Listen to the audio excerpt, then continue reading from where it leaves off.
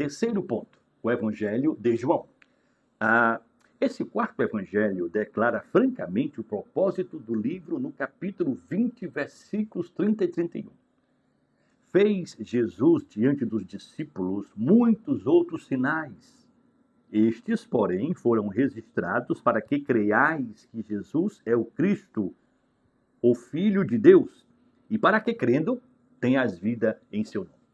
Então, desde o seu início, com o seu grande clímax, e vimos a sua glória, até a confissão final de Tomé, Senhor meu e Deus meu, somos constantemente impelidos a nos prostrar de joelhos em adoração diante desse Cristo poderoso. Neste evangelho, o Senhor Jesus aparece como mais que um mero homem. Na verdade, ele é apresentado muito mais do que um simples enviado sobrenatural ou um representante da divindade. O Evangelho de João apresenta Jesus como o verdadeiro Deus que veio em carne. Aleluia! Os judeus, que ansiosamente esperavam pelo seu Messias, necessitavam de prova sobre a reivindicação de Jesus ser esse prometido Messias do Antigo Testamento.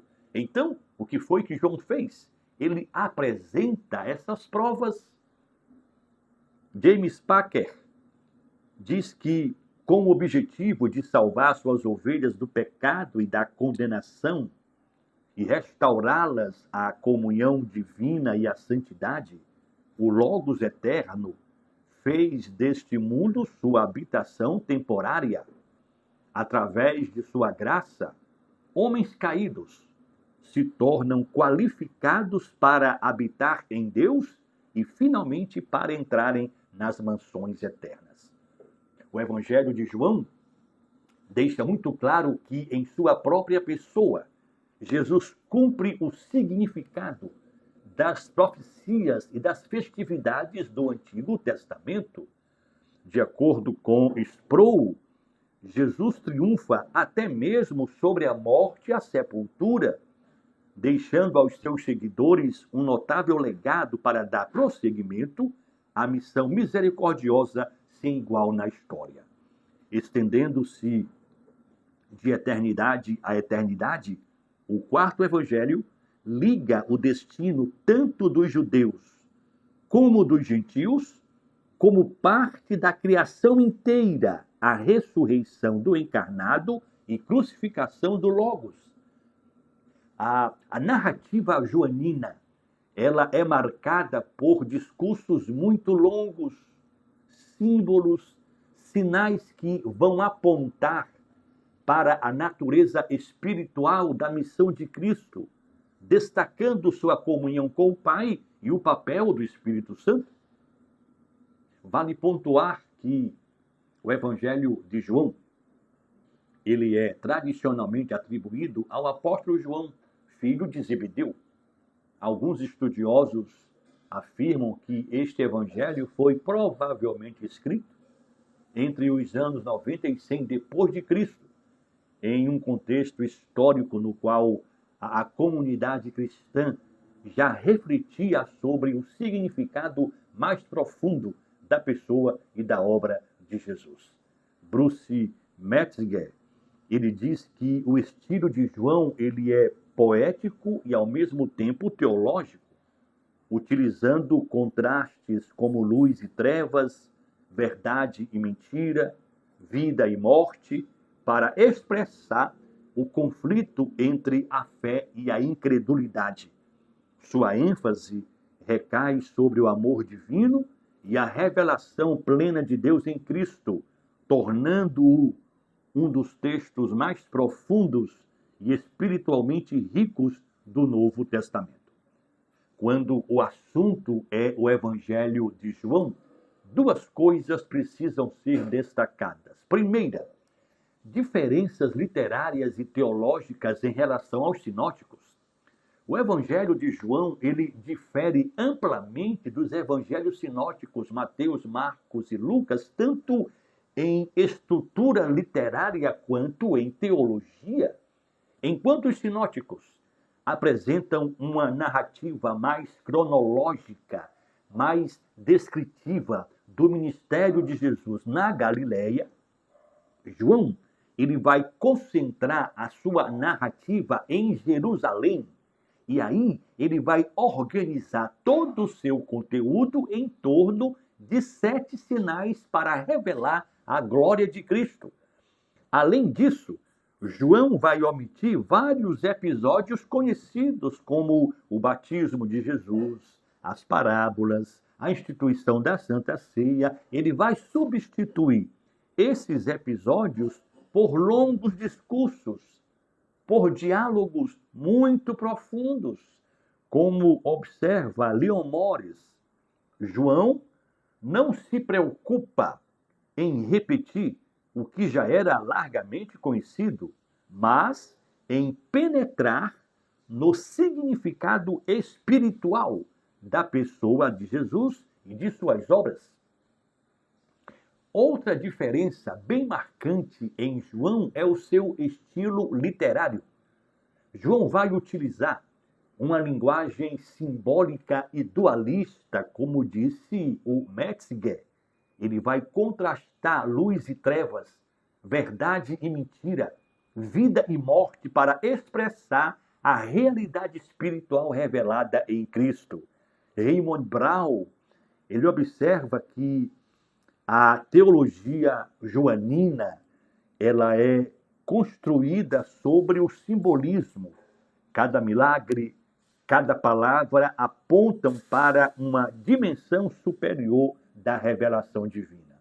Essa linguagem simbólica convida o leitor a ir além da literalidade dos eventos, compreendendo-os como manifestações do Verbo encarnado, aquele que revela plenamente o Pai.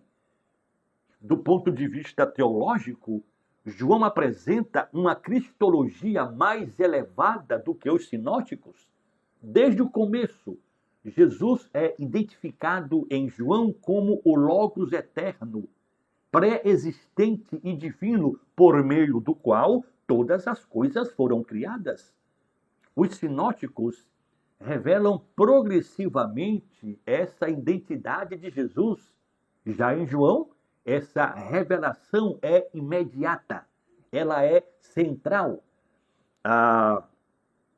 Rudolf Schnakenburg afirma que, enquanto os evangelhos sinóticos mostram Jesus crescendo no conhecimento do seu messianismo, João o apresenta desde o início como o revelador celestial que desce do Pai. Além disso, João vai destacar de uma forma muito intensa o papel do Espírito Santo e a dimensão relacional da fé. Os longos discursos de despedida, eles apresentam a comunhão íntima entre o Pai, o Filho e o Espírito Santo como a unidade entre Cristo e seus discípulos. Enquanto os sinóticos enfatizam o reino de Deus, João destaca a vida eterna como uma experiência presente àquele que crê.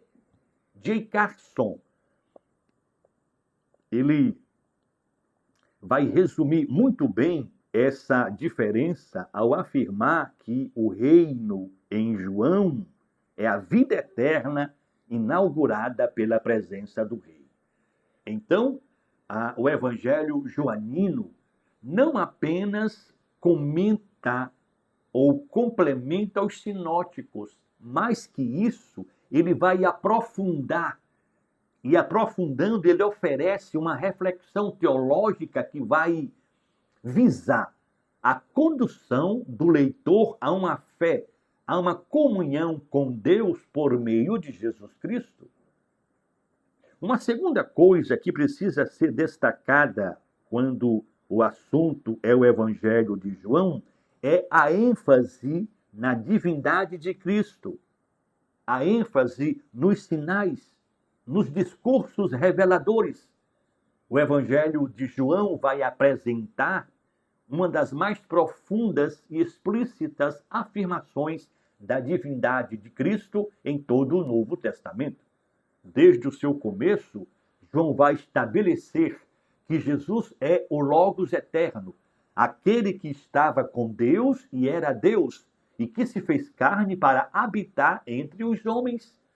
Essa introdução joanina não apenas diferencia Jesus e vai distingui-lo como o revelador supremo do Pai, mas o identifica como o próprio Deus em ação na história. Para João, crer em Jesus não é apenas aceitar um mestre, um profeta. Crer em Jesus, em João, é reconhecê-lo como Filho de Deus, como participante da natureza divina. Segundo Leon Morris, João não apresenta um Cristo apenas humano que realiza feitos divinos, mas um Cristo divino que assume a humanidade para manifestar o amor e a glória do Pai. Os sinais que são narrados por João, esses sinais desempenham um papel central na revelação dessa divindade. Ao contrário daquilo que a gente percebe nos sinóticos, que registram muitos milagres, João seleciona 7. Apenas 7. E esses 7 têm caráter teológico e simbólico, porque apontam para quem Jesus é. O primeiro, que é a transformação da água em vinho, vai manifestar sua glória inicial. E o último sinal que João aponta, a ressurreição de Lázaro, antecipa sua própria vitória sobre a morte. Cada sinal é um convite à fé. E, além disso, eles revelam aspectos do poder, da identidade divina que é claramente percebida em Cristo. Como observa F.F. Bruce, os sinais em João não são meros atos de compaixão, mas janelas que deixam entrever a glória do Verbo encarnado. Além dos sinais, os longos discursos de Jesus constituem outro meio fundamental desta revelação. João registra falas teológicas profundas em que Cristo se apresenta como o pão da vida, a luz do mundo, a porta das ovelhas, o bom pastor, a ressurreição e a vida, o caminho, a verdade e a vida e a verdadeira videira. Essas autodeclarações, como os famosos eu sou, elas ecoam a revelação divina do Antigo Testamento, de Êxodo 3,14, eu sou o que sou, reforçando a identidade de Jesus como o próprio Deus que se revela ao seu povo. Quando a gente lê o Evangelho de João, fica muito claro que os discursos joaninos não são simples instruções éticas, mas uma autocomunicação do Deus encarnado. Por fim, a ênfase de João na unidade entre o Pai e o Filho vai culminar na oração sacerdotal, lá em João 17, onde Cristo expressa a comunhão eterna que compartilha com o Pai e roga para que os seus discípulos participem desta mesma unidade. A cruz em João não é um momento de derrota, mas de glorificação. João apresenta a cruz como o ápice da revelação do amor divino. Através dos sinais, dos discursos, João conduz o leitor a compreender que a verdadeira vida está em reconhecer Jesus como Deus encarnado, o Verbo que dá sentido e salvação à existência humana. Como concluiu o próprio evangelista, estas coisas foram escritas para que creiais que Jesus é o Cristo, o Filho de Deus, e para que crendo tenhas vida em seu nome. Aleluia.